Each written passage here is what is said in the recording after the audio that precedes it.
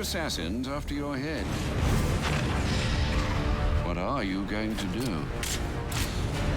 I'm going to find Black Mask and put an end to this. Batman Arkham Origins is an early career Batman story, and it's a prequel to Arkham Asylum and Arkham City. It takes place, roughly speaking, in year 2 of Batman's career. He's younger, he's rawer, he's less fully formed, and a lot of the relationships that I think you sort of start to take for granted when Batman is later on in his career have not been fully formed. This gives us a really exciting opportunity to tell what we think is a pretty unique story, showing Batman and these key relationships evolving and changing as a result of this gauntlet he has to run through. That gauntlet being the fact that on this one night, the number one crime lord in all of Gotham, a character by the name of Black Mask, he puts a $50 million bounty on Batman's head. This $50 million attracts 8 of the top assassins in the DC universe to Gotham for the one night to kill the Bat. And it is a challenge unlike anything he's ever faced. It's a formative night in his career. Gordon, clear the line of fire! You've got nowhere to run.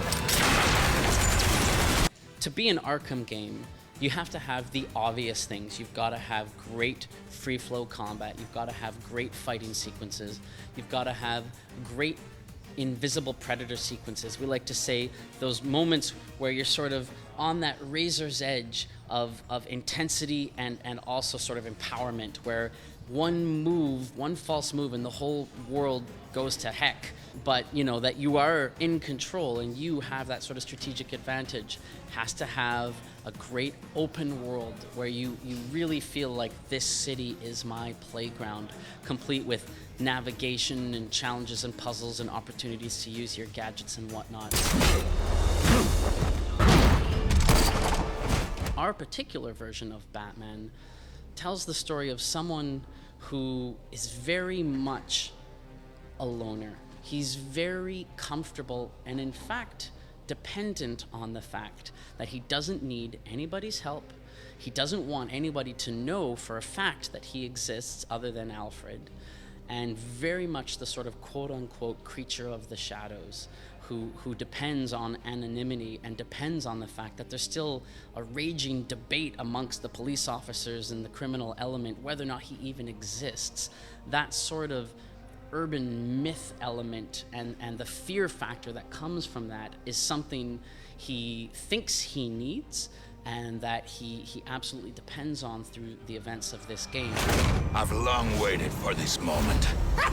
With your death, I will find peace. So there were sort of 3 key elements in deciding who made the final cut. We knew we wanted a diverse lineup. So we knew we didn't want 8 big beefy guys who all, looked like it would take a tank to run them over in order to defeat them.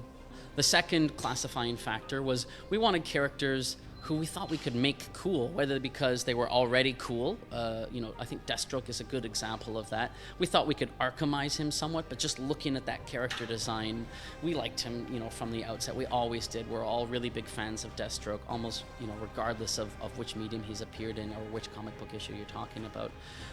Or we saw great potential in them. Firefly is a great example of that. Copperhead, another one, whereby there was something very interesting about the elements of the character, even if their particular character design wasn't Arkham-y enough for us and it needed a little Arkhamization.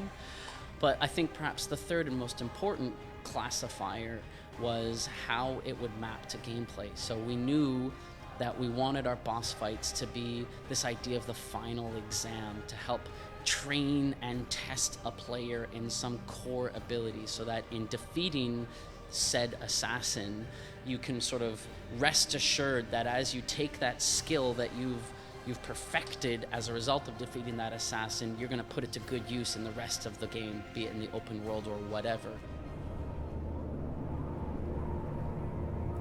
We're not making a Gotham filled with pedestrians and traffic simulations, and up until a few hours before the events of this game had been the sort of, bustling city that we know Gotham to be. And so there's a lot of elements that went into the design of the billboards, of the life, the graffiti on the walls. When you're navigating through this world, you definitely get the feeling that this was a city that was alive, a city that is alive, before it got hit by this tsunami of chaos that unfolds over the course of our game. Nice of you to drop in. Batman Arkham Origins ships in a few short weeks, October 25th, worldwide on the PlayStation 3, the Xbox 360, the PC, and the Wii U.